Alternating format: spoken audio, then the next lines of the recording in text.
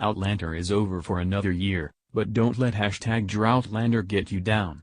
Tara Ward keeps the thirst at bay with a look back on some of Season 4's best moments, including baby goats, spotty lures and a saucy sponge bath. Season 4 of Outlander has come and gone like an exploding hernia of emotion. We've soaked up 13 glorious weeks of reunions and separations, long journeys in short pants, Aunt Jocasta throwing shade, Marsley's cheeseboards, time travel, bowls of mashed potatoes, snakes and long drops, prison explosions, ministers' cats, and Stephen Bloody Bonnet, the best, worst villain we've seen since the Relevant refused to let Roger have another chocolate biscuit. But hold me closer, Ghost of Frank, because now it's all behind us.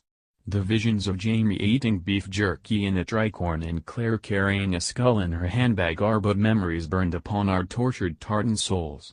We are standing in a metaphorical field of wild strawberries atop of Fraser's Ridge, staring into the #Droughtlander abyss, a bleak void where ginger curls and grumpy donkeys are no more. To ease us through these desperate times, I've gathered together some of this season's most memorable moments. It's a tough choice, because how do you choose between Stephen Bonnet throwing children into the sea and Roger talking to a dead stag stuck to the wall? It's impossible, so no correspondence will be entered into unless your name is Roger's Pants. Roger's Pants. You were a legend among men. 10. Jamie and Claire have a bath. It's a legal requirement that every Outlander best of list includes some Fraser nookie, and since I'm a law-abiding citizen, here it is. Jamie and Claire loved a bit of bath time hanky-panky this season, and this scene ticked all the boxes: husky voices, moist swabbing, and philosophical ruminations about the meaning of life. Chuck on your arm floaties and cling to the sides ASAP, lest we drown in all the passion. 9. Claire heals the world with the power of her thumbs. Lord John Grey is the only sensible one in all of Outlander, but it didn't stop him catching the measles.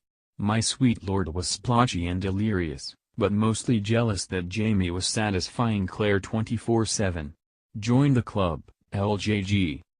Sickness took Lord John on a journey inwards to his soul, but whatever, we're not here for that. What we're here for is Claire Fraser jamming her thumbs into LJG's eye sockets to cure one of the most infectious diseases in the history of the universe. Stand down, science, your work here is done. 8. Roger wears all the layers, Murtaugh wears none.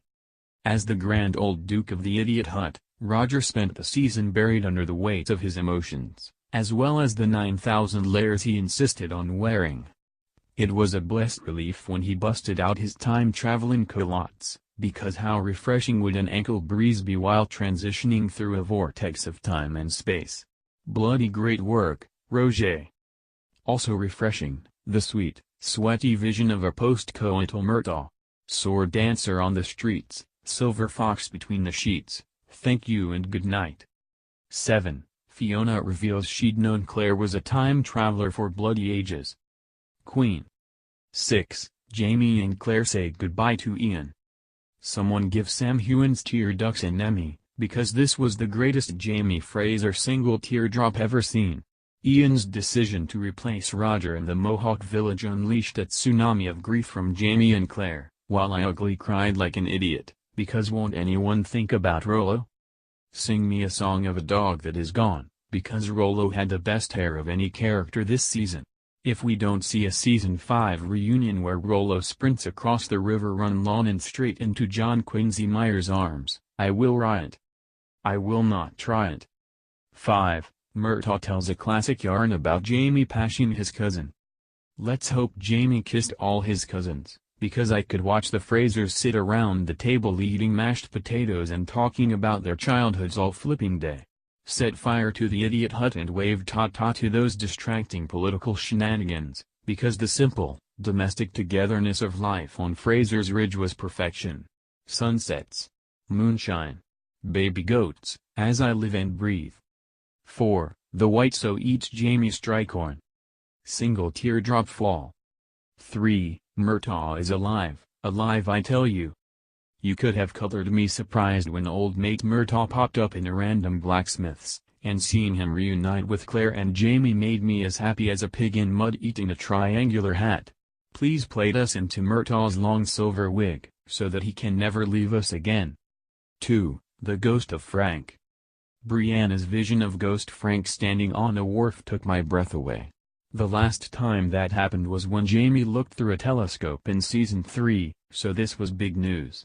That smile, those glasses, the way he hoovered down those cream scones during the hangover from hell. Frank can haunt me anytime. 1. Brianna interrupts Jamie's back alley whiz.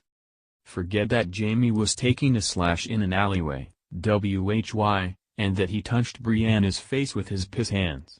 This moment was everything.